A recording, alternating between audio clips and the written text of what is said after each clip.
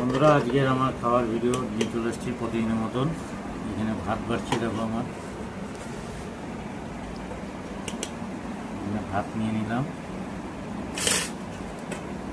এখানে উচ্ছে আলু সেদ্ধ মাখা, কাঁচা লঙ্কা দিয়ে তেল দিয়ে, তার সাথে আছে এখানে ডাল আছে, রাঁধুনি সোমবার দিয়ে, দেখো কত সুন্দর। তার সাথে আছে এখানে তেল পটল, দেখো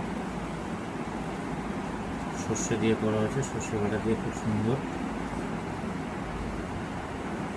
আছে সবার জন্য ডিমের মাংস। আমি এখন খাবো। এখন উচ্ছে আলু সেটা খুবই ভালো লাগে।